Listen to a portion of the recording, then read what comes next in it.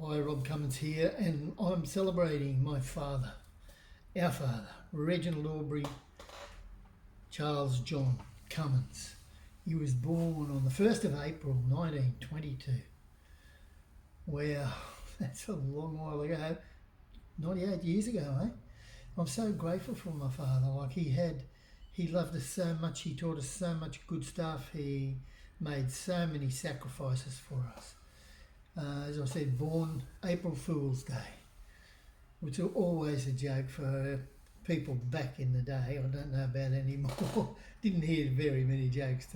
Anyway, look, he had such a hard and difficult life.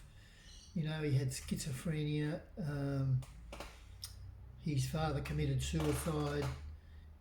So I can only imagine when he was only young, like I'm not sure, but I think about 14 or something like that. So, I mean, that is a terrible, terrible start to get off to. That's something that nobody can make sense of. And I pray for everybody that you don't get to that place, that I don't get to that place where I give up. I'm just out of options and think that is the only way. Like, that is a terrible place to be. So he went to war, Second World War, and when he came back, he had PSTD. What is it? Post-trauma PTSD. That's right. And so he had that. He's got mental issues. Then he met Mum, Claire Therese Cummins, and she was born on the 25th of March, and they were just such a dynamic couple.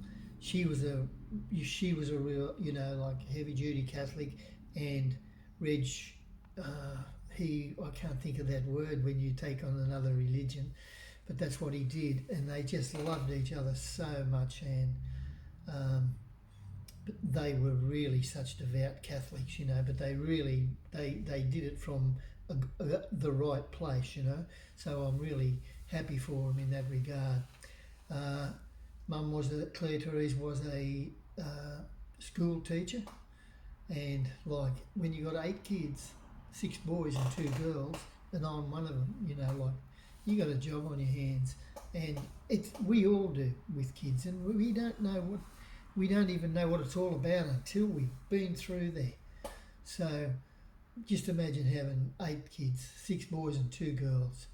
He was a share farmer, and had a property. Yes, he was so well respected by the community, and I remember it must have been back around about 1970 when he was. I'm not sure the correct terminology, but he was running this program called the Upper Horton Comforts Fund, which was for soldiers, away at the war, been through war and stuff like that. And I know it was the 70s because, I had to register for national service, and that was in 1970 where I was 20. And I had to register then, and how it worked was if they drew your birth date out of the hat, then you had to go. I was just lucky that my birth date didn't, it was within 3 days either side of my birthday, so I didn't have to go, and I've just given thanks so often, the gratitude for not actually going there, because most people come back suffering, big trauma, PTSD and all sorts of things, but he did so much. He did so much for the, can't even think of the right word, but the people who are over there fighting, and believed in him so much. But Reg himself, Dad, he had so much trauma, and I can only imagine how, his upbringing, but he had so much, a lot of trauma, a lot of depression, a hell of a lot of shock treatment.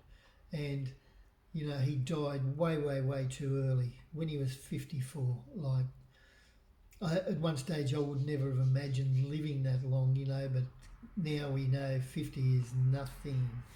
You know, here's me 70 and, you know, still out there enjoying life, so how lucky am I? But when he died, had three, I think from memory, he had 3 heart attacks. And when he died, he, like, as I said, he was so loved by the community.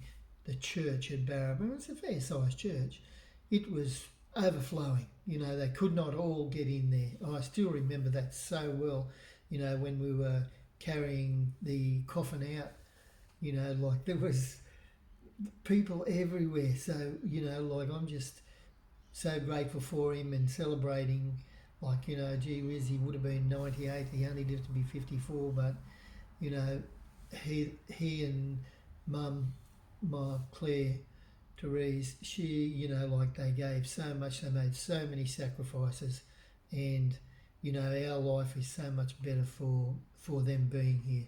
So thank you so much. Happy birthday, Reg. Love you, Claire.